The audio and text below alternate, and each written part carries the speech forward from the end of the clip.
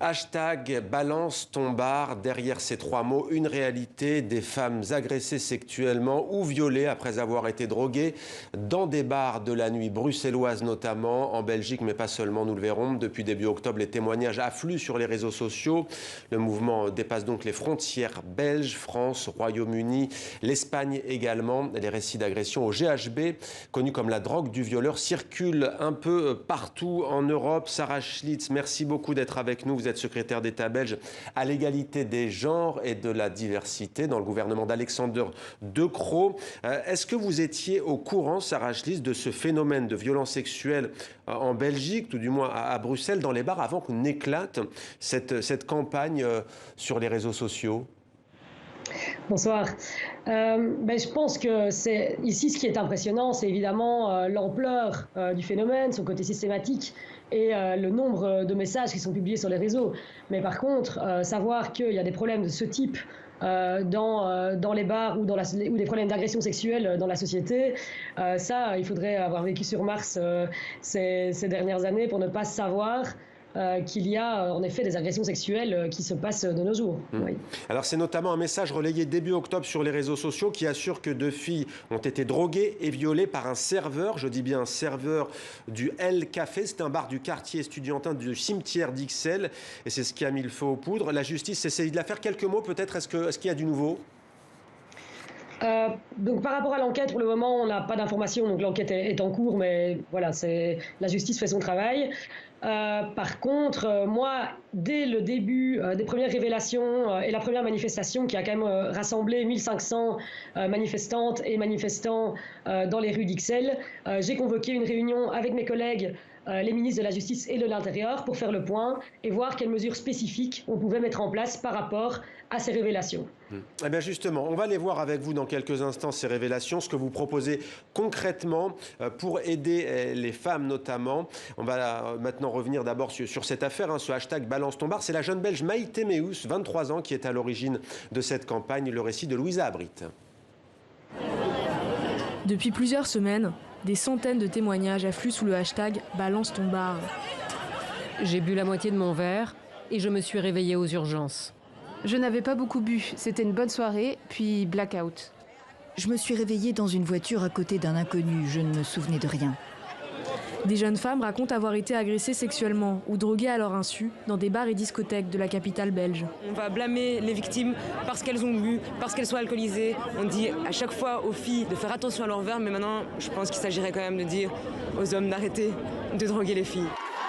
Dans un communiqué envoyé aux 19 maires de la région de Bruxelles, le collectif féministe UFIA demande une prise de conscience collective, mais surtout des mesures politiques pour identifier, ficher et sanctionner les établissements problématiques.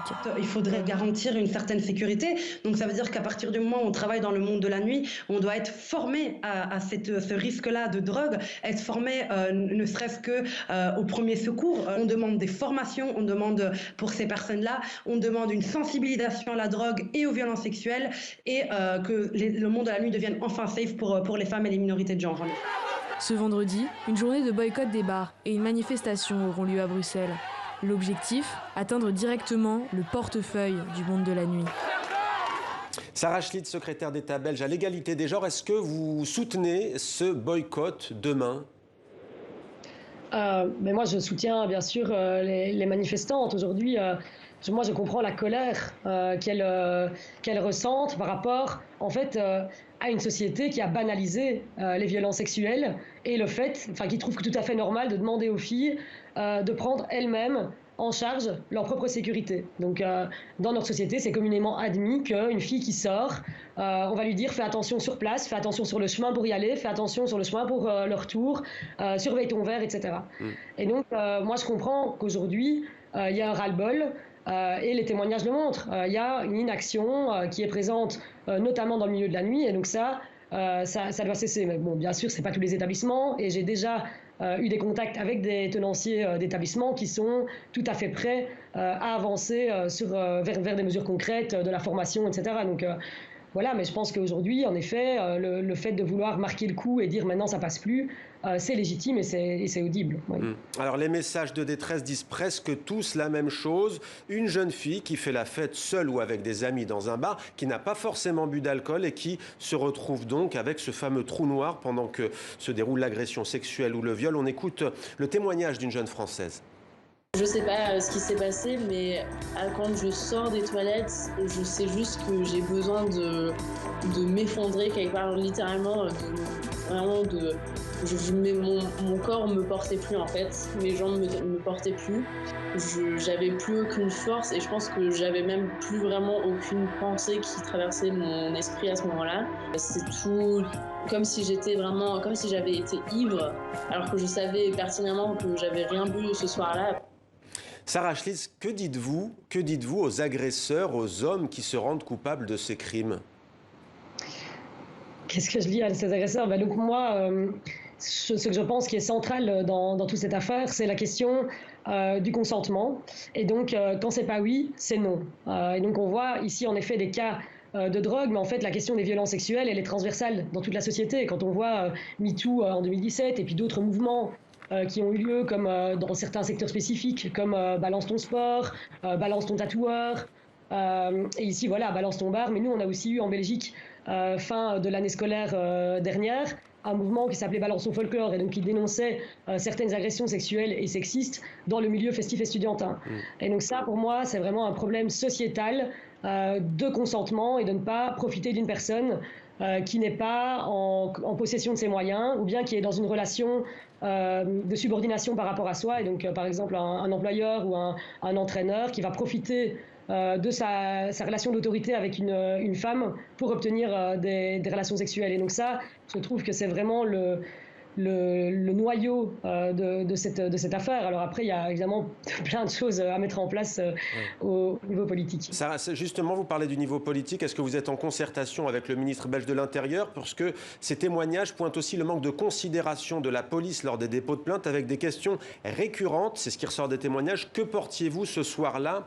Mademoiselle, vous l'avez cité, le mouvement MeToo, on est 4 ans après MeToo et on s'aperçoit qu'on en est encore là. Tout à fait. Ça reste un problème. Alors nous, en Belgique, je développe en ce moment un réseau de centres de prise en charge des victimes de violences sexuelles.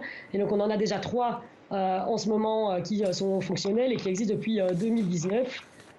Et donc ces centres, ils vont être au nombre de 10 d'ici 2023. Et donc c'est des centres qui permettent justement une approche qui est centrée sur la victime et qui permet de respecter son vécu, de respecter sa parole et de ne pas justement lui reporter la faute sur son comportement ou sa tenue, etc. Et donc dans ces centres qui sont ouverts 24 heures sur 24, 7 jours sur 7, les victimes peuvent trouver en premier lieu un accueil médical, mais aussi médico-légal. Donc il y a une collecte de preuves qui pourront servir en fait pour suivre l'enquête par la suite, mais aussi la présence de psychologues et puis la présence de policiers qui sont formés spécifiquement à l'accueil des victimes de violences sexuelles et qui vont pouvoir, si la victime le désire, recueillir la plainte. Voilà, et ça c'est le modèle vers lequel nous on s'est orienté et qui fonctionne. Et donc aujourd'hui, hier j'ai inauguré un nouveau centre dans la province d'Anvers. Il y aura un nouveau centre encore la semaine prochaine dans la province du Hainaut. Donc ça, c'est le modèle vers lequel on s'oriente et qui répond en fait à cette problématique. En parallèle, il faut aussi pouvoir former l'ensemble des policiers à la question. Juste en quelques mots, Madame la Ministre, est-ce qu'il faut une réponse européenne selon vous? Est-ce que c'est un sujet dont vous allez discuter avec votre homologue française, Marlène Schiappa, par exemple? C'est une possibilité. Ça n'a pas encore été entrepris. Moi, ici, dans un premier temps, j'ai d'abord discuté avec mes homologues belges. Mais en effet, le mouvement, il n'est pas isolé à Bruxelles ou à Ixelles. On voit, depuis que ça a commencé dans les rues d'Ixelles, il y a depuis des mouvements qui se sont lancés dans d'autres villes belges. Et puis alors, au-delà, vous le citiez, en France, mais aussi au Royaume-Uni. Donc, ce n'est pas un phénomène qui est spécifiquement belge. Il y a aussi, j'allais oublier, la prévention, bien sûr, vigilance concernant son verre, son gobelet. Vous défendez, on imagine, ce qu'on appelle le cup condom, la capote de verre pour lutter contre cette drogue du violeur? Oui, c'est une possibilité. On va dire que c'est une solution concrète, mais qui est très à court terme, on va dire. Mais en parallèle, il faut vraiment une sensibilisation de l'ensemble des acteurs du monde de la nuit et des actions politiques à tous les niveaux. Merci. Donc, les deux doivent aller en parallèle. Ouais. Merci beaucoup Sarah Chitz d'avoir répondu à nos questions en direct sur TV5 Monde. Tout un dossier complet sur notre site internet tv5monde.com, mais aussi bien entendu sur notre site Terrienne qui parle tous les jours de l'actualité des femmes dans le monde et de leurs conditions.